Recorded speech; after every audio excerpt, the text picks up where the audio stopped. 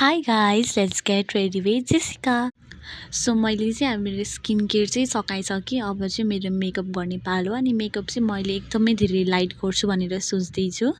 फर्स्टमा चाहिँ मैले यहाँ कन्सिलर लिएको छु। कन्सिलरले चाहिँ मैले यहाँ डार्क सर्कल अनि त्यसपछि मेरो डार्क स्पट्सहरूमा चाहिँ युज गर्दैछु, किनभने मेरो डार्क सर्कल चाहिँ एकदमै धेरै छ कि। अनि मलाई चाहिँ कस्तो इन्सेक्योर फिलहरू पनि हुन्थ्यो। आफ्टर द्याट मैले चाहिँ यहाँ ब्लेन्ड गर्दैछु। अनि मैले चाहिँ अब फाउन्डेसन युज गरेको छैन नि त, अनि त्यही भएर कन्सिलरले नै फुल फेसलाई चाहिँ कभर गर्दैछु।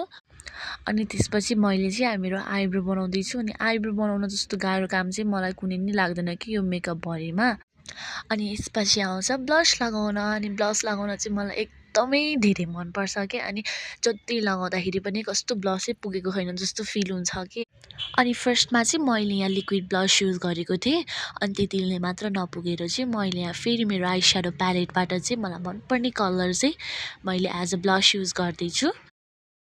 अनि म जस्तो चाहिँ को हुनुहुन्छ कि जति ब्लस युज गर्दाखेरि पनि पुगेकै छैन जस्तो फिल हुने के। अनि यसपछि चाहिँ मेरो आई मेकअपको पालो हो कि। अनि आई पनि मैले एकदमै धेरै सफ्ट अनि सिम्पल राख्छु भनेर सोच्दैछु। अनि आई मेकअपको लागि चाहिँ मैले यहाँ दुईवटा कलर युज गर्दैछु। अनि फर्स्टमा चाहिँ स्किन कलरले चाहिँ मैले यहाँ पुरै मेरो आँखामा चाहिँ ब्लेन्ड गर्दैछु। अनि यसपछि चाहिँ मैले एकदमै धेरै लाइट ब्राउन कलर चाहिँ युज गर्दैछु आई स्याडोको लागि। भिडियो बनाएको चाहिँ देख्नै सक्नुहुन्न कि मेरो दिदीले चाहिँ जिस्काउन थालिहाल्नुहुन्छ क्या। अनि म यहाँ भिडियो बनाउँदै थिएँ अनि उसले चाहिँ उताबाट चाहिँ पुरै मेरो स्ल्याब बनाउँदै हुनुहुन्थ्यो अनि मलाई जिस्काइराख्नु भएको थियो कि। अब चाहिँ मेरो लिप लाइनिङको पालो आयो। अनि लिप लाइनर पनि मैले चाहिँ ब्राउन टाइपमा लिएको छु।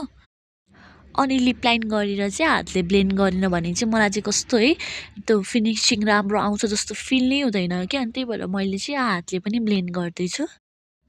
अनि यसपछि चाहिँ मैले यहाँ न्युड लिपस्टिक लिएको छु। अनि लिपस्टिक लगाएपछि चाहिँ फेस मेरो कस्तो राम्रो देखेको कि।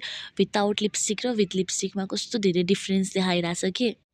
अनि म मेकअप गर्दाखेरि चाहिँ फेरि मेरो दिदी आउनुभयो कि त्यहाँ मलाई जिस्काउनको लागि। अनि त्यसपछि मैले आई कल गरेँ। अनि मलाई चाहिँ मेरो आँखालाई चाहिँ केही आज डिफ्रेन्ट गरौँ जस्तो फिल भइरहेको थियो। त्यही भएर चाहिँ मैले ल्यासेस लाउने सोच्दै थिएँ। अनि मैले चाहिँ ल्यासेस लगाएँ कि मेरो आँखा चाहिँ यस्तो राम्रो देखिरहेको थियो है। अनि त्यसपछि चाहिँ मेरो गाजर लाउने पालो आयो।